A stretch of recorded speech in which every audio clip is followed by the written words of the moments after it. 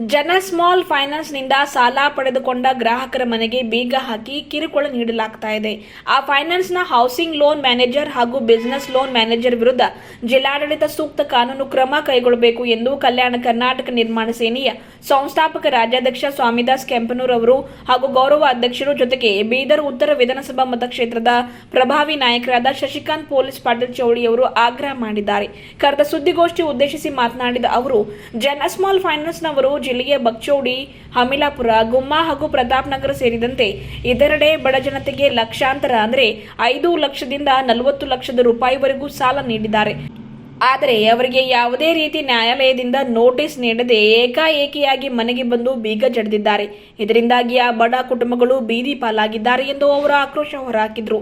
ಜನರು ಸಾಲ ಪಡೆದಿದ್ದು ನಿಜ, ಆದರೆ ಅದನ್ನ ಹಂತ ಹಂತವಾಗಿ ಈಗಾಗಲೇ ಕಟ್ತಾ ಇದ್ದಾರೆ. ಕೆಲ ಸಮಯದಿಂದ ಅಂದರೆ ಕೆಲ ತಿಂಗಳಿಂದ ಕಾರಣಾಂತರದಿಂದ ಸಾಲ ಕಟ್ಟಲು ವಿಳಂಬವಾಗುತ್ತಿರಬಹುದು. ಅದನ್ನೇ ನೆಪವಾಗಿ ಇಟ್ಟುಕೊಂಡು ಅವರ ಮನೆಗೆ ಬೀಗ ಜಡಿಯುವುದು ಎಷ್ಟರ ಮಟ್ಟಿಗೆ ಸರಿ ಎಂದು ಪ್ರಶ್ನಿಸಿದರು. ಮಾನವೀಯತೆ ಉಳ್ಳವರು ಯಾರೂ ಇಂತಹ ನೀಚ ಕೆಲಸವನ್ನ ಮಾಡುವುದಿಲ್ಲ. ಹಾಗೆಯೇ ಕಾನೂನಿನ ಪ್ರಕಾರ ಹಾಗೆ ಮನೆಗೆ ಬೀಗ ಜಡಿಯುವುದಕ್ಕೆ ಯಾವುದೇ ಅವಕಾಶ ಕೂಡ ಇರುವುದಿಲ್ಲ. ಆದರೂ ಕೂಡ ಸುಮಾರು 4 ರಿಂದ 5 ಕುಟುಂಬಗಳ ಮನೆಗೆ ಬೀಗ ಜಡಿದು ಅವರನ್ನ ಮನೆಯಿಂದ ಹೊರ ಹಾಕಲಾಗಿದೆ.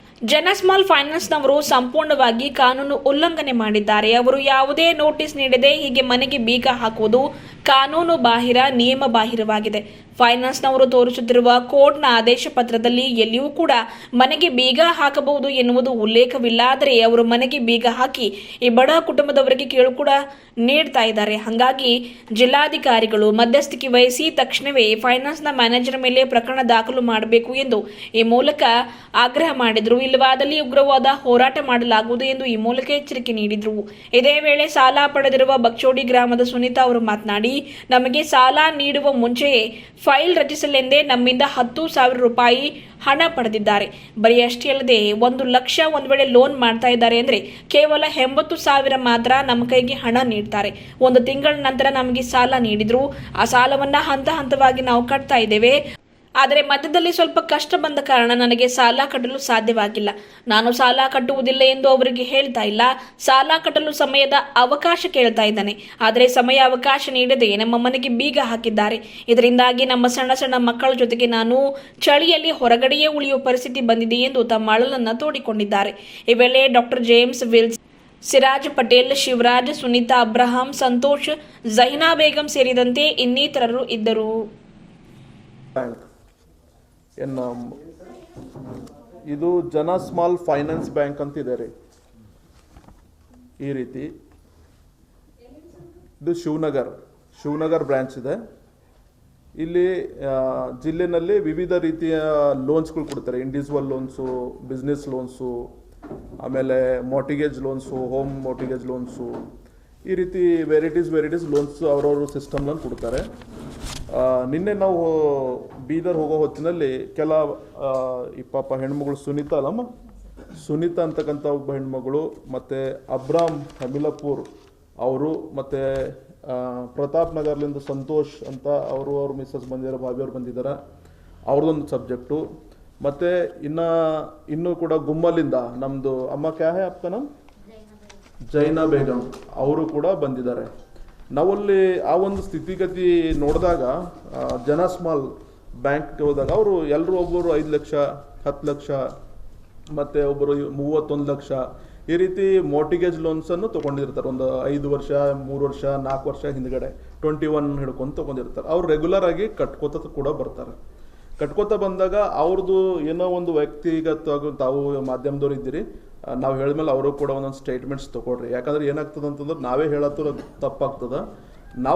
ಇವತ್ತು ನಾವು ಸುದ್ದಿಗೋಷ್ಠಿ ಕರೆದ ಮುಖ್ಯ ಉದ್ದೇಶ ಏನಂದ್ರೆ ಈ ಜನ ಸ್ಮಾಲ್ ಫೈನಾನ್ಸ್ ಬ್ಯಾಂಕ್ ಇದ್ರ ಮೇಲೆ ಜಿಲ್ಲಾಡಳಿತ ಕ್ರಮ ತಗೋಬೇಕು.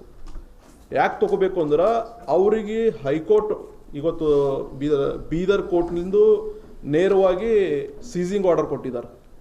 ಬೀದರ್ ಕೋರ್ಟ್ಲಿಂದ ನಾವು ಎಲ್ಲರೂ ಕೂಡ ಕೋರ್ಟಿಗೆ ಮರ್ಯಾದೆ ಕೊಡಬೇಕಾಗ್ತದೆ, ಕೋರ್ಟಿಗೆ ನಾವು ಎಲ್ಲರೂ ಕೂಡ ಗೌರವಿಸಬೇಕಾಗ್ತದೆ. ಆದರೆ ಈ ಒಂದು ಸ್ಮಾಲ್ ಬ್ಯಾಂಕ್ ಫೈನಾನ್ಸರ್ಸ್ ಏನು ಸೀಸರ್ಸ್ ಇದ್ದಾರೆ, ಅವರು ಯಾವುದೇ ರೀತಿಯಿಂದ ಕ್ಯಾಂಡಿಡೇಟ್ಸ್ಗಳು, ಕಸ್ಟಮರ್ಸ್ಗಳಿಗೆ ಏನು ಲೋನ್ ಕೊಟ್ಟಿದ್ದ ಕಸ್ಟಮರ್ಸ್ಗಳಿಗೆ ನೋಟಿಸ್ ಕೊಟ್ಟಿಲ್ಲ. EMI ಕಟ್ಟ್ರಿ ಅಂತ ಬ್ಯಾಂಕಿಲಿಂದ ನೋಟಿಸ್ ಹೋಗ್ಯಾವೆ ಹೊರತು ಕೋರ್ಟ್ಲಿಂದ ಯಾವುದೂ ಕೂಡ ನೋಟಿಸ್ ಹೋಗಿಲ್ಲ, ಸೀಸಿಂಗ್ ನೋಟಿಸ್ಗಳು. ಮತ್ತಲ್ಲಿ ಯಾವ ರೀತಿ ಕೆಲಸ ಮಾಡ್ತಾ ಇದ್ದಾರೆ ಅಲ್ಲಿಂದ ಸಿಬ್ಬಂದಿ ವರ್ಗದವರು ಅಂದ್ರೆ ದೌರ್ಜನ್ಯ, ದಬ್ಬಾಳಿಕೆ ಮತ್ತು ರೇಟ್ ಆಫ್ ಇಂಟ್ರೆಸ್ಟು ಭಾಳ ದೊಡ್ಡ ಪ್ರಮಾಣದಲ್ಲಿದೆ. 25% ಲೋನ್ ಆಫ್ ಇಂಟ್ರೆಸ್ಟ್ ಇದೆ. ಸೊ ಇವತ್ತು ಬಡವರು ಎಲ್ಲ ಏನೋ ಒಂದು ಸಬ್ಜೆಕ್ಟ್ ಇಟ್ಕೊಂಡು ಏನೋ ನಾವು ಒಂದು ಸ್ವಾವಲಂಬನೆ ನಾವು ಜೀವನ ಮಾಡಬೇಕು, ನಾವು ಮನೆ ಕಟ್ಕೋಬೇಕು ಅಂತ ಇಲ್ಲಿ ಸಾಕಷ್ಟು ಅವಕಾಶಗಳು ಒಂದು ಲೋನ್ ತೊಗೊಂಡಿರ್ತಾರೆ. ಆದರೆ ಇಲ್ಲಿ ಜನ ಸ್ಮಾಲ್ ಫೈನಾನ್ಸ್ ಬ್ಯಾಂಕ್ ಏನು ಮಾಡ್ತಾ ಇದ್ದಾರೆ ಅಂದ್ರೆ ಅವ್ರ ವೀಕ್ನೆಸ್ಸೇ ಅವ್ರಿಗೆ ಏನದ ಅಸ್ತ್ರ ಆಗಿ ಹೋಗ್ಬಿಟ್ಟದ. ಅವ್ರ ವೀಕ್ನೆಸ್ ಏನದಂದ್ರೆ ಅವ್ರಿಗೆ ಅಸ್ತ್ರ ಆಗ್ಯದ. ಅವ್ರಿಗೆ ದುಬಾರಿ ಬಡ್ಡಿ ತೊಗೊಂಡು ಅವ್ರ ಜೀವನ ಪೂರ ಇವತ್ತು ಬೀದಿಗೆ ತಂದಾರ. ಇವತ್ತು ಒಂದು ಮತ್ತು ಸುನೀತಾ ಸಿಸ್ಟರ್ದು, ಜೈನಬಿ ಬೇಗಮ್ ಅವ್ರದ್ದು, ಸಂತೋಷ್ ಅವ್ರದ್ದು, ಅಬ್ರಾಮ್ ಅವ್ರದ್ದು, ಇವ್ರದ್ದೆಲ್ಲ ಕುಟುಂಬ ಬೀದಿಗೆ ಅವ ಸರ್. ಎಲ್ಲರದ್ದು ಮನೆ ಬಾಗಿಲು ಲಾಕ್ ಹಾಕಿದ್ದಾರೆ. ಲಾಕ್ ಹಾಕಿ ಅವ್ರು ಹೊರಗಡೆ ಇವತ್ತು ಅವ್ರ ಕುಟುಂಬ ಇವತ್ತು ಈಗ ಚಳಿಗಾಲದ ಸಣ್ಣ ಸಣ್ಣ ಮಕ್ಕಳ ಪೂರ ಅಷ್ಟು ಮಂದಿ ತಾವೆಲ್ಲ ಮಾಧ್ಯಮ ಮಿತ್ರರು ನೋಡ್ಬೋದು. ಅಷ್ಟು ಅವರು ಹಸ್ಬೆಂಡ್ಸು, ಅವ್ರದ್ದು ಅಜ್ಜಿ, ಮಕ್ಕಳು, ಸಣ್ಣ ಸಣ್ಣ ಹೆಣ್ಮಕ್ಕಳು ಎಲ್ಲರೂ ಕೂಡ ಇಲ್ಲಿ ಬಂದಿದ್ದಾರೆ ಸರ್. ಯಾಕಂದ್ರೆ ನಾವೊಂದು ಸಂಘಟಕರಾಗಿ ನಾವು ಯಾವ್ದಾರ ವಿಷಯಗಳು ಹೇಳಿದ್ರೆ ಎಲ್ಲ ಒಂದು ಕಡೆ ತಪ್ಪಾಗ್ತಂತ ಒಂದು ವಿಚಾರ ಇಟ್ಕೊಂಡು ನಾವು ಎಲ್ಲರಿಗೂ ಕೂಡ ಪ್ರೆಸೆಂಟ್ ಮಾಡಿಸಿದೆವು. ಮತ್ತು ಈ ವಿಚಾರ ತಮ್ಮ ಮಾಧ್ಯಮ ಮೂಲಕ DC ಅವ್ರ ಗಮನಕ್ಕೆ ಬರಲಿ ಅಂತಕ್ಕಂಥ ಒಂದು ವಿಚಾರ ಹೇಳ್ತಾ ಇದ್ದೀವಿ. ಮತ್ತು SP ಅವ್ರಿಗೆ ಕೂಡ ಈ ವಿಚಾರ ಒಂದು ಗಮನಕ್ಕೆ ಬರಬೇಕು. ಯಾಕಂದರೆ ಇಲ್ಲಿ ಏನಾಗ್ತಾ ಇದೆ ಅಂದ್ರೆ ಲೋನ್ ತೊಗೊಂತಂಥ ಕೆಲಸ ಕಸ್ಟಮರ್ ಮಾಡಿದಾಗ ರೀಪೇಮೆಂಟ್ ಮಾಡಲಿಲ್ಲ ಅಂದ್ರೆ ಅವರಿಗೆ ಸಂಬಂಧಪಟ್ಟ ಏನು ಬ್ಯಾಂಕ್ ಇದೆ ಅಲ್ಲಿ ನೋಟಿಸ್ ಹೋಗ್ತದೆ. EMI ಕಟ್ಟಿ ಅಂತ ನೋಟಿಸ್ ಬಂದಿದೆ ಹೊರತು ನಿಮಗೆ ಸೀಸಿಂಗ್ ನೋಟಿಸ್ ಕೊಡ್ತೀವಿ, ನಿಮ್ಮಲ್ಲಿ ಕೋರ್ಟ್ಲಿಂದ ನೋಟಿಸ್ ಬರ್ತಂತ ಯಾರೂ ಕೊಟ್ಟಿಲ್ಲ ಸರ್. ಇದು EMI ಕಟ್ರಿ ಅಂತದ. ನಾವು ಹೋಗಿ ಕೇಳಿದಾಗ ಏನಂತಾರೆ, ನಾವು EMI ಕೊಟ್ಟಿದ್ದೇವಲ್ಲ, ಇದೇ ಕೋರ್ಟ್ ನೋಟಿಸ್ ಅದ ಅಂತಾರೆ. ಮತ್ತು ಪೊಸಿಷನ್ ಲೆಟರ್ ಅಂತ ಕೊಡ್ತಾರೆ ಸರ್ ಅವರು. ಪೊಸಿಷನ್ ಲೆಟರ್, ಈ ಪೊಸಿಷನ್ ಲೆಟರ್ ಏನದಂದ್ರೆ ಹೋಗಿ ಕಬ್ಜಾ ತೊಗೋಬೇಕು ನೀವು ಅಂತ. ನಾವು ಅದೇ ಕೇಳಿದೆವು. ನಿನ್ನೆ 11:30 ಹಿಡ್ಕೊಂಡು ಸಾಯಂಕಾಲ 6 ತನಕ ಕೇಳಿದಾಗ ನಮ್ಗೆ ಯಾವುದೂ ಕೋರ್ಟ್ ನೋಟಿಸ್ ಯಾವುದೂ ತೋರಿಸಿಲ್ಲ ಅವರು. ಮತ್ತು ಪೊಲೀಸ್ CP ಅವರು ಹೇಳಿದಾಗ ಅವಾಗೇನು ತೋರಿಸ್ತಾರಂದ್ರೆ ಕೋರ್ಟ್ ಆರ್ಡರ್ ಇದೆ ನಮ್ಮ ಹತ್ರ ಅಂತ ಒಂದು ಕೋರ್ಟ್ ಆರ್ಡರ್ ತೋರಿಸ್ತಾರೆ. ಇದು ಕೋರ್ಟ್ ಆರ್ಡರು 17/9/25 ಈ ಒಂದು ಕ್ರಿಮಿನಲ್ CRL ಮಿಸ್ ನಂಬರ್ 55/2025 ಅಂತ ಒಂದು ಆರ್ಡರ್ಸ್ ತರಿಸ್ತಾರೆ. ಎಲ್ಲರೂ ಕೂಡ ಸೀಸಿಂಗ್ ಆರ್ಡರ್ ಅಂತಿದೆ ಸರ್. ಹೋಮ್ ಸೀಸಿಂಗ್ ಅಂದ್ರೆ ಏನು ಮೋಟಿಗೇಜ್ ಮಾಡೋ ಇವ್ರು ಲೋನ್ ತೊಗೊಂಡಿರ್ತಾರೆ ಅವ್ರಿಗೆ ಏನಂದ್ರೆ ಡೈರೆಕ್ಟ್ ಹೋಗಿ ಒಂದು ಪೊಲೀಸು ಒಂದು ವಕೀಲರು ಹೋಗಿ ಅವ್ರಿಗೆ ಸೀಸ್ ಮಾಡ್ಕೊಂಡು ಬಂತಕ್ಕಂಥ ಕೆಲಸ. ಫೋಟೋ ಇದ್ದರೆ ಫೋಟೋ ಶೋ ಮಾಡಿ ಲಾಕ್ ಮಾಡಿದ್ದು. आपके पास कौन सा तो फोटो है तो फोटो शो करिए. ಈ ಜನಸ್ಮಾಲ್ದ್ರ ಹೆಚ್ಚಿಗೆ ಹೋಗ್ಯದ. ಜನಸ್ಮಾಲ್ ಎಲ್ಲ ಕಡೆ ಟೂ ಮಚ್ ದುಡ್ಡು ಅವರು ಮಾರ್ಕೆಟ್ದಾಗ ಹಾಕ್ಯಾರ. ನಾವು ಮಾರ್ಕೆಟ್ದಾಗ ಹಾಕಿ ಅನೇಕ ಜನರಿಗೆ ಉಪಯೋಗ ಆಗ್ಲತ್ತದ, ನಾವು ಉಪಯೋಗ ಆಗ್ಲತ್ತಿಲ್ಲ ಅಂತ ಹೇಳ್ತಾ ಇಲ್ಲ. ಆದರೆ ಕಡು ಬಡವ್ರ ಮೇಲೆ ಯಾಕೆ ಇಷ್ಟು ದೊಡ್ಡ ಪ್ರಮಾಣದ ಅಸ್ತ್ರ ತಾವು ಉಪಯೋಗ ಮಾಡ್ತಾ ಇದ್ರಿ? ಇವತ್ತು ತಾವು ಕೋರ್ಟ್ ನೋಟಿಸ್ ಅಂತ ತೊಗೊಂಡು ಬಂದು ಸೀಸಿಂಗ್ ಅಂತಕ್ಕಂಥ ಒಂದು ವ್ಯವಸ್ಥೆನೆಲ್ಲ ಬಂದು ಬಡವ್ರದೆಲ್ಲ ಇವತ್ತು ಬೀದಿಗೆ ಬರ್ತಾ ಇದ್ದಾರೆ. ಇವತ್ತು ಚಳಿಗಾಲದಾಗ ಅವ್ರ ಮಕ್ಕಳು ತೊಗೊಂಡು ಎಲ್ಲಿಗೆ ಹೋಗಬೇಕು? ನಾವು ನಮ್ಮ ಬೀದರ್ DCಗೆ ನಾವು ಕೇಳಕ್ಕೆ ಇಚ್ಛಪಡ್ತೀವಿ, ಬೀದರ್ನಲ್ಲಿ ಎಂಟೈರ್ ಬೀದರ್ನಲ್ಲಿ ಎಷ್ಟು ಜನ ಈ ಸ್ಮಾಲ್ ಫೈನಾನ್ಸ್ ಮೈಕ್ರೋ ಫೈನಾನ್ಸ್ ಲಿಮಿಟೆಡ್ನಲ್ಲಿ ಯಾರ್ಯಾರು ಕೆಲಸ ಮಾಡ್ತಾ ಇದ್ದಾರಾ, ಅವ್ರು ಯಾವ ರೀತಿ ಲೋನ್ ಕೊಡ್ತಾ ಇದ್ದಾರಾ, ಅವ್ರ ಲೋನ್ ಡಾಕ್ಯುಮೆಂಟ್ಸು ಮತ್ತು ಇವ್ರದ್ದು ಲೋನ್ ಕೊಡ್ತಕ್ಕಂಥ ಅಥಾರಿಟೀಸ್ ಏನಿದೆ ಅದು ಒಂದು ಹೇಳ್ತಾ ಇದ್ದಾರೆ. ನಿನ್ನೆ ನಾವು ಕೇಳಿದಾಗ ಬೆಂಗಳೂರಲ್ಲಿ ಸುಮಾರು 4 ಜನ ಲೀಗಲ್ ಟೀಮ್ಸ್ ಅಂತ ಬಂದಿದ್ದಾರೆ. ಒಬ್ಬರು ಅಡ್ವೊಕೇಟು, ಒಂದು 3 ಜನ. ಅವ್ರದ್ದು ಮತ್ತು ಸೀಸಿಂಗ್ ಮಾಡಿದಾಗ ಆ ಒಂದು ಕುಟುಂಬದ ಮನಿ ಸೀಸಿಂಗ್ ಮಾಡಿದಾಗ 1,30,30,000 ರೂಪಾಯಿ ಸೀಸಿಂಗ್ ಚಾರ್ಜ್ ಕೊಡಬೇಕು ಅಂತ ಹೇಳ್ತಾ ಇದ್ದಾರೆ. ಅದು ಯಾವ ಸೀಸಿಂಗ್ ಅದಪ್ಪ ಅಂತ ನಾವು ಕೇಳಿದ್ವಿ ನಿನ್ನೆ ಹೋಗಿ ಎಲ್ಲ ಟೀಮ್. 1,30,30,000 ರೂಪಾಯಿದಾಗ ಏನೇನು ಖರ್ಚು ತೋರಿಸ್ತೀರಿ ನೀವು ಅಂತ ಕೇಳಿದಾಗ ಅಲ್ಲಿ ನಾವು ಪೊಲೀಸರಿಗೆ ದುಡ್ಡು ಕೊಡಬೇಕಾಗ್ತದ, ನಾವು ವಕೀಲರಿಗೆ ದುಡ್ಡು ಕೊಡಬೇಕಾಗ್ತದ, ನಾವು ಮ್ಯಾನೇಜ್ಮೆಂಟ್ ಕೊಡಬೇಕಾಗ್ತದ, ನಮ್ಮ ಆಫೀಸ್ ಚಾರ್ಜು ಮತ್ತು ಅವ್ರು ಬಂದು ಹೋಗಿಂದು ವ್ಯವಸ್ಥೆ ಊಟ ಚಾರ್ಜ್ ಕೊಡಬೇಕಾಗ್ತದೆ. ಇದಕ್ಕೆ ನಾವು 1,30,30,000 ರೂಪಾಯಿ 35,000 ರೂಪಾಯಿ ನಾವು ಚಾರ್ಜ್ ಹಾಕ್ತೀವಿ. ಇವರಿಗೆ 12,000 12,000 15,000 ಕಟ್ಲಕ್ಕೆ EMIಗೆ ದುಡ್ಡಿಲ್ಲ. ಇವ್ರು 1,30,30,000 ರೂಪಾಯಿ ಎಲ್ಲಿಂದ ತಂದು ಕೊಡ್ಬೇಕಂತ ಭಾಳ ದೊಡ್ಡ ಪ್ರಶ್ನೆ ಆಗ್ಯದ ಇವತ್ತು. ಅದಕ್ಕೆ ನಾವು ನೇರವಾಗಿ DC ಅವರಿಗೆ ಈ ಒಂದು ಒತ್ತಾಯ ನಾವು ಮಾಡ್ತಾ ಇದ್ದೀವಿ. ನಿನ್ನೆ ಹೋಗಿ ಜನಸ್ಮಾಲ್ ಬ್ಯಾಂಕ್ ಮ್ಯಾನೇಜರಿಗೆಲ್ಲ ಹೇಳಿವಿ ನಾವು, ಮತ್ತು CPRಗೂ ಕೂಡ ಹೋಗಿವಿ. ಅವರು ದೂರು ಕೊಡು ಅಂತ ಹೇಳಿದ್ದಾರೆ. ಇವತ್ತು ನ್ಯಾಯಾಲಯಕ್ಕೂ ಕೂಡ ಅರ್ಜಿ ಹಾಕ್ತೀವಿ ಅಂತ ಹೇಳಿದ್ದೀವಿ. ಇವತ್ತು ನಾವು DC ಅವರು ಗಮನಕ್ಕೆ ತರ್ತಾ ಇದ್ದೀವಿ.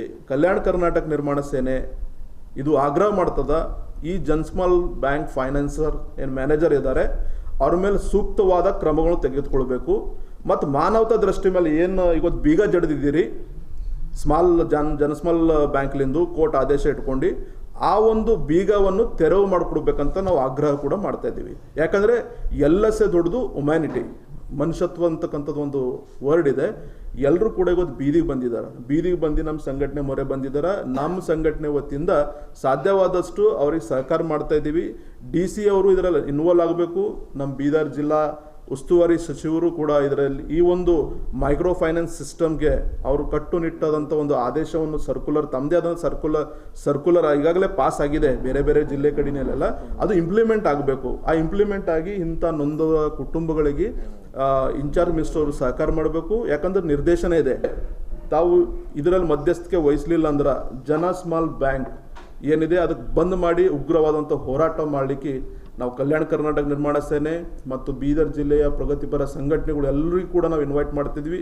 ನಿನ್ನೆ ಸುಮಾರು ಒಂದು 4-5 ಸಂಘಟನೆ ಕೂಡ ಬಂದು ನಮ್ಗೆ ಈ ಒಂದು ವಿಚಾರಕ್ಕೆ ಸಪೋರ್ಟ್ ಮಾಡಿದ್ದಾರೆ. ಅವರು ಕೂಡ ಬರ್ತಾ ಇದ್ದಾರೆ. ಮತ್ತು ಮುಂದಿನ ಹೋರಾಟ ನಮ್ಮ ಮಧ್ಯದಲ್ಲಿರ್ತಕ್ಕಂಥ ಈ ಒಂದು ಕಾನೂನು ಹೋರಾಟ ಮಾಡಬೇಕಾದ್ರೆ ಎಲ್ಲ ವಕೀಲರದ್ದು ಒಂದು ಮಾರ್ಗದರ್ಶನ ತಗೋಬೇಕಾಗ್ತದೆ.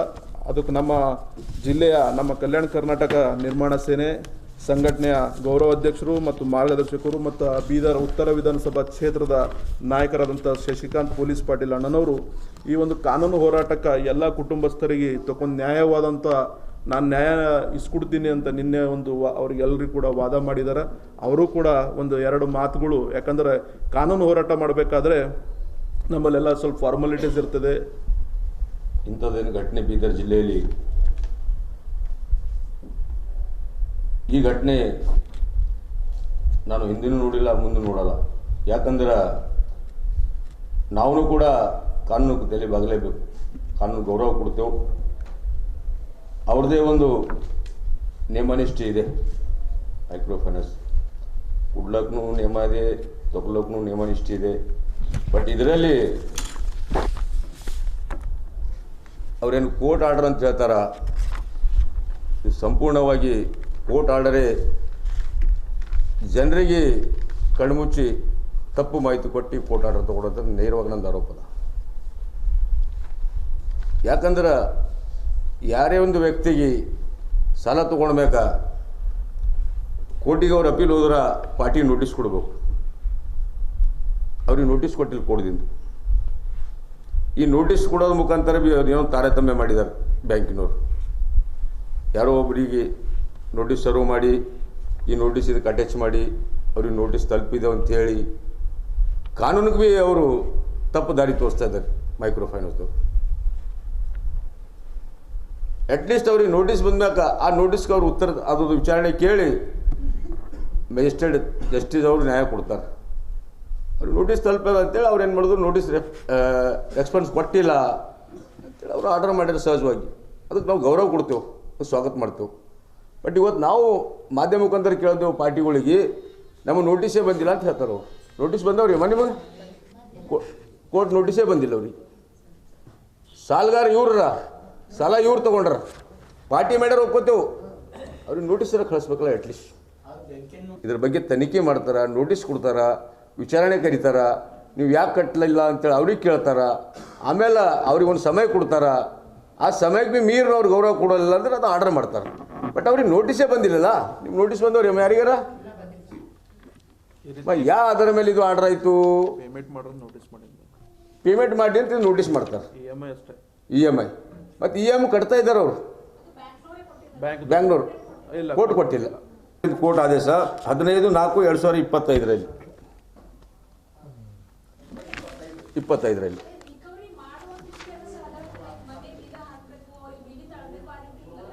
ಇಲ್ಲ ಆ ರೀತಿ ಏನೂ ಇಲ್ಲ. ಅಲ್ಲಲ್ಲ ಮೇಡಮ್, ಇದ್ರಾಗ ಏನದ ಇಂಥ ವಿಷಯದಾಗ ಗೌರ್ಮೆಂಟ್ದು ಕೋರ್ಟ್ದು ಕಮಿಷನರ್ ಇರ್ತಾರೆ.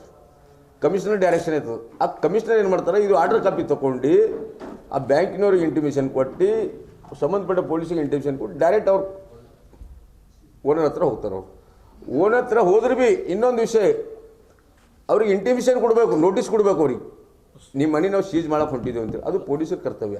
ಅಂಚೆ ಮೂಲಕ ಅವ್ರಿಗೆ ಒಂದು ನೋಟಿಸ್ ಹೋಗ್ಬೇಕು ಫಸ್ಟ್. ಕಾನೂನು ದುರುಪಯೋಗ. ಮೇನ್ ಪಾರ್ಟಿಗೆ ನೋಟಿಸ್ ಕೊಟ್ಟಿಲ್ಲ ಅವರು. ಅಂದ್ರೆ ಇರೋ ಜನಸ್ಮಾಲ್ದವ್ರದ್ದು ಪ್ರಾಬ್ಲಮ್ ಇದು ಸಂಬಂಧ ಟೋಟಲಿ ಸಂಬಂಧಪಟ್ಟ ಏನು ಜನಸ್ಪದ ಮ್ಯಾನೇಜರ್ನ ತಾರತಮ್ಯ ಮ್ಯಾನೇಜರ್ ಅವ್ರದ್ದು ಇದು. ಹಾಂ ಎಲ್ಲ ಮಿಕ್ಸ್ ಇದೆ. ಎಲ್ಲರೂ ಈಗ ಅವರು ಈಗ ಸರ್ ಅದು ನಾವು ಹೇಳ್ತಾ ಇಲ್ಲ, ನಾವು ಏನು ಹೇಳ್ತೇವೆ ಕೋರ್ಟ್ ಆದೇಶ ಪ್ರಕಾರ ಪೊಲೀಸರು ಗೌರವ ಕೊಡ್ತಾರ, ಅದಕ್ಕೆ ನಾವು ಸ್ವಾಗತದ ನಮ್ಮದು. ಇವತ್ತು ನಮ್ದು ಏನದ ಆರೋಪ, ಮ್ಯಾನೇಜರ್ ಯಾವಾಗ ನೀ ಅಪೀಲ್ ಹೋಗಿದಪ್ಪ, ಅಪೀಲ್ ಹೋಗಿ ಪಾರ್ಟಿ ಯಾಕೆ ನೋಟಿಸ್ ಬಂದಿಲ್ಲ, ಪೋಸ್ಟ್ ಮೂಲಕ ನೋಟಿಸ್ ಕೊಡ್ಬೇಕು ಅವ್ರ ಮನೆಗೆ ಇಂಟಿಮೇಷನ್ ಮೊದಲೇ ಕೊಡಬೇಕು. ಅವ್ರದ್ದೊಂದು ಬೆಲಿಪ್ ಇರ್ತಾನೆ, ಬೆಲಿಪ್ ಮುಖಾಂತರ ಹೋಯ್ತದ, ಆ ನೋಟಿಸೇ ಕೈ ತಪ್ಪಿಸ್ಯಾರ ಇವರು ಪಾರ್ಟಿಗಳಿಗೆ. ಡೈರೆಕ್ಟ್ ಬಂದು ಬೀಗನೆ ಹಾಕ್ಯಾರ. 5 ಜನ ಸರ್. ಎಷ್ಟು ದಿನ ಆಯ್ತು ರೀ ಬೀಗ ಹಾಕಿ? ನಿನ್ನೆ ಸಿ एक जनों का कल है, एक जनों का 8 दिनों 6 ದಿನ ಅವರು नहीं उनका एक कल करे ಅವ್ರು ಲಾಸ್ಟ್ ನಿಮ್ಮ ಹೆಸರೇನಮ್ಮ? ನಿಮ್ಮದು ಇವರು 2021ರಲ್ಲಿ 35 ಲಕ್ಷ ಸಾಲ ಐತೆ, 31 ಲಕ್ಷ. ಅದ್ರಲ್ಲಿ ಆಲ್ಮೋಸ್ಟ್ 80% ದುಡ್ಡು ಕಟ್ಟ್ಯಾರ, 22 ಲಕ್ಷ ದುಡ್ಡು ಕಟ್ಟ್ಯಾರ. ಮಧ್ಯದಲ್ಲಿ ಒಂದು 4-5 ತಿಂಗಳು ಏನೋ ಅವ್ರದ್ದು ವ್ಯವಹಾರ ಸ್ವಲ್ಪ ಅಸ್ತವ್ಯಸ್ತ ಸಲುವಾಗಿ ಸ್ವಲ್ಪ ಸಮಯ ಕೇಳ್ಯಾರ. ಸಮಯ ಕೇಳಿದ್ರು ಮತ್ತೆ ಹೋದ ಮಂತಲ್ಲಿ ಕಟ್ಟಿರಲ್ಲ ತಾವು, ಹೋದ ತಿಂಗಳು 50,000 ಕಟ್ಟಾರ. 50 20 10 ಹಿಂಗೆ ಕೊಡ್ತಾನೆ ಹೋಗ್ಯಾರ. ಮತ್ತು ಇನ್ನೊಬ್ಬರು 1 ಲಕ್ಷ ಕಟ್ಟಿರು ಯಾರು, ಇವ್ರು 1 ಲಕ್ಷ ಕಟ್ಟಾರ. ಆ 1 ಲಕ್ಷ ಕಟ್ಟಿದ ರಿಸಿಪ್ಟೇ ಕೊಡ್ಲಾಗ್ತಾ ಇರಲಿಲ್ಲ ಅವರು. ಎಷ್ಟು ಫ್ರಾಡ್ ಅದ ಇದು. ಈಗ ಅವ್ರು ದುಡ್ಡು ಕಟ್ಟಿದ ರಿಸಿಪ್ಟ್ ಕೊಡ್ಬೇಕಲ್ಲ ಬ್ಯಾಂಕಿನವರು. 20 ದಿವಸ ಆಯ್ತು ಅವ್ರಿಗೆ ರಿಸಿಪ್ಟ್ ಕೊಡ್ತಾ ಇಲ್ಲ, ಮತ್ತೆ ಸಡನ್ಲಿಸಿ ಮನಿ ಕೀಲಿ ಹಾಕ್ತಾರೆ. ತಗೊಂಡಿದ್ದು ರಿಪೇಮೆಂಟ್ ಅದ ರೀ, ಎಲ್ಲ ರಿಪೇಮೆಂಟ್ ಅದ. ಬಟ್ ಅವರು ಬ್ಯಾಂಕ್ನವ್ರು ಯಾವ ರೀತಿ ದುರ್ನಡತೆ ಮಾಡ್ತಾ ಇದಾರೆ ಅಂದ್ರೆ ಕೋರ್ಟಿಗೂ ಕೂಡ ಮಿಸ್ಗೈಡ್ ಮಾಡ್ತಾ ಇದಾರೆ ನೋಡ್ರಿ. ಆಲ್ರೆಡಿ ನೇರವಾಗಿ ನಮ್ದು ಆರೋಪ ಅದಕ್ಕೆ ಇದರಲ್ಲಿ ಬಹಳಷ್ಟು ತಾರತಮ್ಯ ಇದೆ, ಫ್ರಾಡ್ ಇದೆ, ಚಿಟ್ಟಿಂಗ್ ಇದೆ. ಬ್ಯಾಂಕಿನವರು ಎಲ್ಲದರ ಚಿಟ್ಟಿಂಗ್ ಇದೆ, ಅವ್ರಿಗೆ ಲೋನ್ ಕೊಡೋದ ಚಿಟ್ಟಿಂಗ್ ಇದೆ, ಕೋಟಿ ಸೂಕಿನೇ ಮೋಸ ಮಾಡ್ತಾರೆ ಅವರು. ಅಟ್ಲೀಸ್ಟ್ ಅವ್ರಿಗೆ ಪಾರ್ಟಿಗಳಿಗೆ ನೋಟಿಸರ ಕೊಡ್ಬೇಕಲ್ಲ. ಅವರು ನೋಟಿಸ್ ಕೊಟ್ಟರು, ನೋಟಿಸ್ ಅವ್ರ ವಕೀಲಿಗೆ ಇಕ್ಕಿ ವಕೀಲಿನ ತೋರನ್ನು ಹೋಗಿ ಅಪೇರ್ ಹಾಕ್ತಾರ, ಅವ್ರು ರಿಕ್ವೆಸ್ಟ್ ಮಾಡ್ಕೋತಾರ, ಅಲ್ಲಿ ಟೈಮ್ ಕೇಳ್ತಾರ ಅವರು. ಇವ್ರು ನೋಟಿಸರ್ ಬರಬೇಕಲ್ಲ ಕೋರ್ಟ್ದು. ಸಲಕ್ಕೆ ಈ ವಿಷಯದಾಗ ನಾವೇ ಈಗ ಒಂದು ಅಪೀಲ್ ಹಾಕಿ ಇದ್ರ ಮೇಲೆ ಸ್ಟೇ ತರ್ತೀವಿ. ಸ್ಟೇ ತಂದು ಕಾನೂನು ಹೋರಾಟ ನಾವು ಮಾಡ್ತೇವೆ. ಇದ್ಮೇಲೆ ನಮ್ಗೆ ಏನಾದ್ರು ನಂಬಿಕೆ ಅದ ಜಿಲ್ಲಾಡಳಿತ ಮೇಲೆ, ಜಿಲ್ಲಾ ಉಸ್ತುವಾರಿ ಮೇಲೆ. ಅವ್ರು ಏನಾದರೂ ಸಂಬಂಧಪಟ್ಟ ಅಧಿಕಾರಿಗಳಿಗೆ ಮಾತಾಡಿ ಅವ್ರಿಗೆ ನ್ಯಾಯ ಕೊಡ್ತಾರೆ ಅಂತೇಳಿ ಇವತ್ತು ಮಾಧ್ಯಮ ಮುಖಾಂತರ ಆಗ್ರಹ ಮಾಡ್ತೀವಿ ನಾವು. ನನ್ನ ಹೆಸರು ಸುನೀತಾ ಅಂತ. ನಾವು ಜನ ಬ್ಯಾಂಕ್ ಫೈನಾನ್ಸ್ನಲ್ಲಿ ಲೋನ್ ಮಾಡಿಸ್ಕೊಂಡೆವು 5 ಲಕ್ಷ ರೂಪಾಯಿ. ಅಲ್ಲಿ ಸ್ವಾಮಿ ಸರ್ ಅಂತಿದ್ದರು, ನಮ್ಮ ಹಸ್ಬೆಂಡಿಗೆ ಅವ್ರು ಗೊತ್ತಿದ್ರು. ಅವರು ನಮ್ಮಲ್ಲೇ ಕೆಲಸ ಮಾಡಿನ ಹುಡುಗ ಲೋನ್ ಮಾಡಿಸ್ತೇವೆ ಅಂಥೇಳಿ ಬಾ ಅಂದ್ರೆ ಹೋದೆವು. ಹೋಗಿ ಒಂದು 2-3 ದಿವಸ ಟೈಮ್ ಕೊಟ್ಟರು. ಫೈಲ್ ಓಪನ್ ಮಾಡ್ಲಿಕ್ಕೆ ದುಡ್ಡು ಬೇಕಂತಂದ್ರೆ ಒಂದು 10,000 ರೂಪಾಯಿ ಜಮಿಸ್ಕೊಂಡು ಹೋದೆವು. ಹೋದ ನಂತರ ಫೈಲ್ ಓಪನ್ ಮಾಡಿದ್ರು, ಒಂದು 10,000 ರೂಪಾಯಿ ತೊಗೊಂಡು. ಫೈಲ್ ಓಪನ್ ಮಾಡಿನ ಬಾದಿನ 15 ದಿವ್ಸದಾಗ ಲೋನ್ ಮಾಡ್ತೀವಿ ಅಂತ ಹೇಳಿದ್ರು. 15 ದಿವ್ಸದಾಗ ಮಾಡಿಲ್ಲ, 1 ಮಂತ್ ಆಯಿತು. ಇಬ್ಬರು ಗಂಡ ಹೆಂಡತಿ ಮನೆಗೆ ಇರಬೇಕು, ಕೆಲ್ಸಕ್ಕೆ ಹೋಗಬಾರ್ದು, ಯಾವಾಗ ಕರಿತೀವಿ ಬಂದು ನಮಗೆ ಗೊತ್ತಿಲ್ಲ ಅಂತ ಹೇಳಿದ್ರು. ಆಯ್ತು ಸರ್ ಸರಿ ಅಂದೆವು. ಹೋದೆವು. 8 ದಿವಸ ಆಯಿತು, 10 ದಿವಸ ಆಯಿತು. ಮಧ್ಯದಾಗ ಕರೆದ್ರು. ಅಲ್ಲಿ ಇಲ್ಲಿ ಹೋಗಿ ಎಲ್ಲ ಸೈನ್ ಹಾಕಿಸ್ಕೊಂಡು ಬಂದ್ರೆ, ಎಲ್ಲೆಲ್ಲಿ ಸೈನ್ ಹಾಕಿಸ್ಕೊಂಡು ಬಂದ್ರೆ ಗೊತ್ತಿಲ್ಲ. ಎಲ್ಲಾದ್ರೂ ಚಾರ್ಜ್ ತೊಗೊಂಡಿನ ಮೇಲೆ 15 ದಿವಸ ಆಯಿತು, 20 ದಿವಸ ಆಯಿತು. ಫೋನ್ ಮಾಡಿ ಕೇಳ್ತೀವಿ, ಸರ್ ಎಂದೈತದ ಲೋನ್ ಅಂತ. ಆಯ್ತದಮ್ಮ, ಇನ್ನೊಂದು 10-15 ದಿವ್ಸದಾಗ ಆಯ್ತದ ಅಂತಂದ್ರು. ಆಲ್ರೆಡಿ 20 ದಿವಸ ಹೋಗ್ಯಾವ ಸರ್ ಅಂತ. ಆಯ್ತದ ಅಂದರು. ವೇಟ್ ಮಾಡಿದೆವು. 1 ಮಂತ್ 5 ದಿನ ಮೇಲೇನೋ ಲೋನ್ ಆಯಿತು. ತೊಗೊಂಡೆವು. 80,000 ಅಲ್ಲಿ ಖರ್ಚಾಗ್ಯಾವ. 4 ಲಕ್ಷ ಕೈಗೆ ಹತ್ತೇವೆ ಅನ್ಕೋರಿ. 4 ಲಕ್ಷದಾಗ ಮನೆಗೆ ಹೋಗಿ ಹಿಂಗೆ ಯಾರಿಗೆ ಸಾಲ ಕೊಡೋದು ಅವರಿಗೆಲ್ಲ ಕೊಟ್ಕೊಂತೀವಿ ಸರ್. ಅದ್ರೊಳಗೆ ಥೋಡೆ ಪರಿಸ್ಥಿತಿ ಖರಾಬ್ ಬಂತು. ಮಧ್ಯದಾಗ 6 ತಿಂಗಳು ಕಟ್ಟಿದ್ದೀವಿ. 6 ತಿಂಗಳ ಬಾದ ಏನಿತ್ತು ಅಂದರು, ಸರ್ ಸ್ವಲ್ಪ ನನಗೆ ಪ್ರಾಬ್ಲಮ್ ಬಂದದ ಅಂತ ಹೇಳಿದ್ರು. ಅವರು ಒಳಗೆ ಫೈನಾನ್ಸ್ ನಡೆಸ್ತಾರೋ ಏನೋ ಗೊತ್ತಿಲ್ಲ ನನಗೆ. ಬಟ್ ನನಗೆ 15,000 ಕೈ ಕೊಟ್ಟರು. ಹಿಂಗೆ ಕಮ್ಮಿ ಇದ್ದಾವಂತಂದ್ರೆ ಕಟ್ಕೊರು ಅಂಥೇಳಿ 15,000 ಕೊಟ್ಟರು ನನಗೆ. 15,000ದಾಗ ಏನದ ಅಂತಂದ್ರೆ ಬ್ಯಾಂಕಿನವ್ರಿಗೆ ಸ್ವಾಮಿ ಸರ್ ಅಂತಾರ ಕೊಟ್ಟರು. ಅವ್ರದ್ದು ವ್ಯವಹಾರ ಏನೋ ನಂಗೆ ಗೊತ್ತಿಲ್ಲ. ಬಟ್ ನಾ ಕೇಳಿದಾಗ ಅವ್ರು ಕೊಟ್ಟರು ನನಗೆ 15,000. ಅದಕ್ಕೆ 3,000 ರೂಪಾಯಿ ತಿಂಗಳಿಗೆ ಬಡ್ಡಿ ಆಯ್ತದಮ್ಮ ಅಂದರು ನನಗೆ. ಅವರು ಅದಕ್ಕೆ 15,000ಗೆ 3,000 ಅಂದರು. ಸ್ವಾಮಿ ಸರ್ ಅಂತ 3,000 ಬಡ್ಡಿ ಆಯ್ತದ ಅಂತ ಹೇಳಿದ್ರು. ಮಲ್ಲಯ್ಯ ಸ್ವಾಮಿ. ನಾನು ಹೇಳ್ದೆ ನಾನು ಬಡುತ್ತಿದ್ದೆ ಸರ್, ನನ್ನ ಗಂಡನ ಪರಿಸ್ಥಿತಿ ನಿಮಗೆ ಗೊತ್ತಿಂತಿದೆ ಮಾತದ, ಬಟ್ ನನಗೆ ಅಷ್ಟು ಕಟ್ಟೋದಾಗಲ್ಲ ಅಂತ ಹೇಳ್ದ. ಅಂದರೆ 2,000 ಮಾಡಿಸ್ತೆ ಅಂತ ಹೇಳಿ ತಿಂಗಳ 2,000, 15,000 2,000 ಆಯ್ತು ಸರ್ ಕೊಡ್ತೆ ಅಂತ ಹೇಳಿ ನನಗೆ ಮಾತು ತಪ್ಪಾಯಿತು. ಅದೇ ಹೇಳಿ ನನಗೆ ತಪ್ಪಾಯಿತು. 2,000 ರೂಪಾಯಿ ತಿಂಗಳ ಬೆಳಿಲತ್ತು. 5 ತಿಂಗಳು ಆಯ್ತದು. 5 ತಿಂಗಳ ಬಾದ್ ಹಿಂಗೆ 25,000 ಆಯ್ತು. 15,000ಕ್ಕೆ 25,000 ಆಯ್ತು. ಏನೋ ತಿಪ್ಪಲ್ ಮಾಡ್ದ ಒಯ್ದು ಕೊಟ್ಟವ್ರಿಗೆ. ಅದು ರಿಜಿಸ್ಟರ್ದಾಗ ಹಾಕ್ಯಾರೋ ಹಾಕಿಲ್ಲೋ ಅದು ನನಗೆ ಗೊತ್ತಿಲ್ಲ, ಬಟ್ ಅದು ನನಗೆ ರಿಸಿಪ್ಟ್ನೂ ಕೊಟ್ಟಿಲ್ಲ ಅವ್ರು, ನನಗೆ ಕೊಟ್ಟಿಲ್ಲ. ಅಲ್ಲಿ ನಂತರ ನನಗೆ ಹಿಂಗೆ ಹತ್ತಿತು, ಏನೋ ವರ್ಷದ ಮೇಲೆ ಹೋಯ್ತು, ಡ್ಯೂ ಬಿತ್ತು. ವರ್ಷದ ಮೇಲೆ ಹೋಗಿ ಡ್ಯೂ ಬಿದ್ದಾಗ ನಾ ಇಲ್ಲಿ ಇದ್ದಿಲ್ಲ. ನನಗೆ ಕಷ್ಟ ಬಂದಾಗ ನಾ ಹೈದ್ರಾಬಾದ್ಗೆ ಹೋಗಿ ದುಡ್ಲಕ್ಕ. ಮನೆಗೆ ಯಾರು ಬಂದಾರೋ, ಏನು ಹಚ್ಚಾರೋ, ಏನು ನೋಟಿಸ್ ಕೊಟ್ಟಾರೋ ನಮಗೆ ಒಂದು ಅಲ್ತನ ಬಂದಿಲ್ಲ ನಮ್ಮ ಕಿವಿಗೆ. ಅಷ್ಟೇ ಸ್ವಾಮಿ ಸರ್ ನಮಗೆ ಫೋನ್ ಹಚ್ತಾ ಇದ್ರು, ನೋಡ್ರಿ ಸೀಲಿಂಗ್ ಬರ್ತದ, ನೀವು ನಮ್ಮ ಬ್ಯಾಂಕಿನಾಗೆ ಮನೆ ತಂದಿಕ್ಕಪ್ಲೆ ಇದ್ದೀರಿ, ದುಡ್ಡು ಕಟ್ಕೊರಮ್ಮ ಅಂತ ಹೇಳಿದ್ರು. ಆಯ್ತು ಸರ್ ಬರ್ತೇವೆ ಕಟ್ಕೋತೇವೆ ಅಂತ ಹೇಳ್ದೆ. ಏನೋ ನಮಗೆ ಹಿಂಗೆ ಕಷ್ಟಗಳು ಹತ್ತಾನೆ ಇದ್ದು ನಮಗೆ ಕಟ್ಲಕ್ಕೆ ಆಗಿಲ್ಲ. ಆಮೇಲೆ ನಮ್ಮ ಹುಡುಗಿ ಮ್ಯಾರೇಜ್ ಆಗಿನ ಮೇಲೆ ಪ್ರೆಗ್ನೆಂಟ್ ಇದ್ದಳು. ನಮಗೆ ಸ್ವಲ್ಪ ಹಿಂಗೆ ಇದ್ದದ ಅಂಥೇಳಿ ನಾವು ಅಲ್ಲಿಂದ ಬಂದು ಮತ್ತೆ ಇಲ್ಲೇ ಊರಿಗೆ ವಾಸ ಮಾಡಿದೆವು. ಅದ್ರ ಬಾದ ಏನದ ಅಂತಂದ್ರೆ ನಾವು ಮತ್ತೆ ತೋಲೆ ಒತ್ತಾಯ್ತು ಅಂದರು ಸರ್ ಅವ್ರು ಬಂದರು ಮನೆಗೆ. ಬಂದು ಒಂದು 2-3 ಫೋಟೋ ಹೊಡ್ಕೊಂಡ್ರು. 1 ಮಂತಿನಾಗ 3 ಸಾರಿ 4 ಸಾರಿ ಬಂದರು, ಫೋಟೋ ಹೊಡ್ಕೊಂಡ್ರು. ಅದ್ರ ಬಾದ ಏನದ ಅಂತಂದ್ರೆ ಒಂದು ದಿನ ಶುಕ್ರವಾರ ದಿನ ಮೊನ್ನೆ ಬಂದಾರ. ಬಂದು ಸೋಮವಾರ ದಿನ ನಿಮಗೆ ಸೀಸಿಂಗ್ ಅದ, ಇಲ್ಲ ಶನಿವಾರ ದಿನ ನಿಮಗೆ ಸೀಸಿಂಗ್ ಅದ, ನಾಳೆ ಭೀ ಬರ್ಬೋದು, ಸೋಮವಾರ ಭೀ ಬರ್ಬೋದು, ನಮಗೆ ಹೇಳಕ್ಕೆ ಆಗಲ್ಲ. ಇದ್ರ ಮೇಲೆ ಒಂದು ಸೈನ್ ಮಾಡಿರಿ ಅಂಥೇಳಿ. ಅದು ನನಗೆ ಗೊತ್ತಾಗಿಲ್ಲ. ಮನೆಗೆ ಯಾರು ಓದೋ ಬರ್ದವ್ರು ಇಲ್ಲ ಹೆಚ್ಚಿಗೆ. ಹುಡುಗಿ ಆಕಿನ ಗಂಡನ ಮನೆಗಿದ್ದಳು, ಓದೇಳು ಬೇಯಿಸಿದೆ ಅಂತ, ಬಟ್ ಆಕಿ ಇದ್ದಿಲ್ಲ ನನ್ನ ಬಳಿ. ನಾವು ಓದಿಸ್ಕೊಂಡಿಲ್ಲ, ನಾ ಸೈನ್ ಹಾಕಿದೆ ಅವತ್ತು. ಸೈನ್ ಹಾಕಿದ ಮೇಲೆ ನಾಳೆ ಬರ್ಬೋದು ಅಂದರು. ಸಾಮಾನೆಲ್ಲ ಒಂದು ಕಡೆ ಇಟ್ಕೊಂಡು ಕುಂತಿದ್ದೆವು ಆಲ್ರೆಡಿ, ಹಾಗೆ ಹೊರಗಲ್ಲೇ ಚಡಿ ಕೆಳಗೆ ಜಾಗ ಅದ, ಇಟ್ಕೊಂಡು ಕುಂತಿದ್ದೆವು. ಅವತ್ತು ಬಂದಿಲ್ಲ. ಸೋಮವಾರ ದಿನ ಬಂದು ದಿಢಾರ್ ದಿಸ್ಲೆ ಅಷ್ಟು ಮಕ್ಕಳಿಗೆಲ್ಲ ಹೊರಗೆ ಹಾಕಿ ಹೇಳ್ತಿದ್ದೇವೆ, ಕಾಲು ಹಿಡ್ಕೊಂಡಿದ್ದೇವೆ ಖರೆ ಅಂದ್ರೆ ಕಾಲು ಹಿಡ್ಕೊಂಡ್ರೆ ಭೀ ಕರಣೆ ತೋರಿಸಿಲ್ಲ. ಎಲ್ಲರಿಗೆ ಮಕ್ಕಳಿಗೆಲ್ಲ ಹೊರಗೆ ಹಾಕಿ ಮನೆ ಸೀಲ್ ಮಾಡಿಕೊಂಡು, ಸರರ್ ಇದ್ದರು, ದೊಡ್ಡ ಸರರ್ ಇದ್ದರು, ನಿಮಗೆ ಮನೆ ಅಲ್ಕೋಲ್ ಮಾಡ್ತೇವೆ, ನಿಮಗೆ ಏನದ ಅಂದ್ರೆ 1 ತಿಂಗಳು ಊಟ ತಿಂಡಿಗೆ ವ್ಯವಸ್ಥೆ ಮಾಡ್ತೇವೆ, ನಮ್ಮ ನಂಬರ್ ನಿಮಗೆ ಸಣ್ಣ ಮಾಡ್ತೇಮ್ಮ ಅಂತ ಹೇಳಿ ಮನೆಗಿಂದ ಹೊರಗಾದವರು. ಅವ್ರ ನಂಬರ್ ಕೊಟ್ಟಿಲ್ಲ, ಏನೂ ಕೊಟ್ಟಿಲ್ಲ. ಬ್ಯಾಂಕಿಗೆ ಹೋದರೂ ರೆಸ್ಪಾನ್ಸ್ ಇಲ್ಲ. ನೀವು ಅಲ್ಲಿ ಕೂಡ್ರಿ ತಾಯಿ ಮಕ್ಕಳು ನೋಡೋರಂತಂದರು. ಆಮೇಲೆ ಹೊರಗಾರಲ್ಲಿ ಒಬ್ಬರು ಸರ್ರಿ ಹೇಳಿದ್ರು, ಅವ್ರು ಭೀ ರೆಸ್ಪಾನ್ಸ್ ಕೊಟ್ಟಿಲ್ಲ. ನೀವು 7 ಲಕ್ಷ ಕಟ್ಟಿದ್ರೆ ನಿಮಗೆ ಮನೆ ಚಾವಿ ಕೊಡ್ತೇವೆ, ಇಲ್ಲ ಅಂತಂದ್ರೆ ಕೊಡಲ್ಲ ಅಂತ ಹೇಳಿದ್ರು ಅವ್ರು ಸೀದಾನೆ.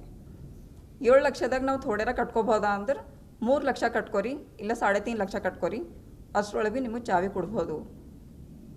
ನಮಗೆ ಲೋನ್ ಮಾಡ್ತೀನಿ ಸರ್ ಎಲ್ಲರ ಅಂದ್ರೆ ಅವ್ರು ಲೀವ್ ಮೇಲೆ ಹರ, ಇವತ್ತು ಬರಲ್ಲ, ನಾಳೆನೂ ರಜೆ, ಹಿಂಗೆ ಹೇಳಿ ನಮಗಲ್ಲಿನ ಆಫೀಸ್ದಾಗಿಂದ ಹೊರಗಾಗಂತ ಹೇಳಿದ್ರೆ ಆಯ್ತು ಅಷ್ಟೇ.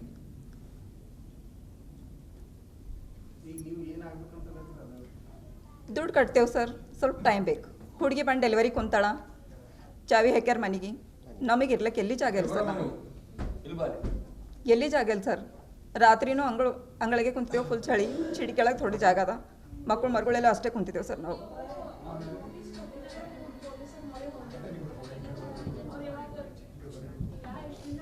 ಇದ್ದಿಲ್ಲ, ಎಲ್ಲರೂ ಬಂದು ನಮಗೆ ಸಹಕಾರ ಕೊಟ್ಟಾರ, ಅಣ್ಣಂದಿರು ಎಲ್ಲರೂ. ಅದಕ್ಕೆ ಥೋಡೆ ಧೈರ್ಯ ಮಾಡಿ ಮುಂದಾಗಿದ್ದೆವು. ಯಾಕಂದ್ರೆ ಇವಾಗ ಧೈರ್ಯ ಆಗಲ್ಲ ಹೋಯ್ತು ಅಂದ್ರೆ ಮತ್ತೆ ನಾವು ಯಾವತ್ತೂ ಆವಾಜ್ ಎತ್ತಲೇವ ಅಂತ ಹೇಳಿ ಮುಂದಾಗಿದೆ ಮೇಡಮ್ ಅಷ್ಟೇ.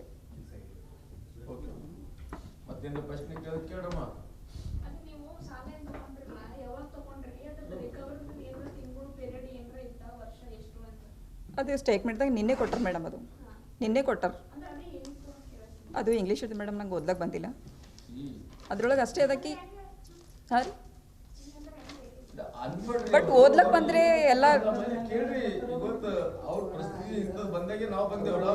ಓದ್ಲಕ್ಕೆ ಬಂದರೆ ಎಲ್ಲ ಅನುಕೂಲ ಇರ್ತದಲ್ಲ ಮೇಡಮ್. ಒಂದು ಸೈನ್ ಹಾಕ್ಬೇಕಾದ್ರೆ ಒಂದು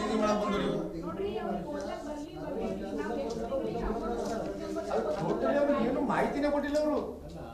ಟೋಟಲಿ ಹೇಳಿದ್ರೆ ನಿಮ್ಗೆ ಬ್ಯಾಂಕಿನವ್ರದ್ದು ಏನದ ಸಂಪೂರ್ಣವಾಗಿ ವಿಫಲ ಇದ್ದಾರೆ ಮೇಡಮ್. ಏನಾಗಿದೆ ಅಂದ್ರೆ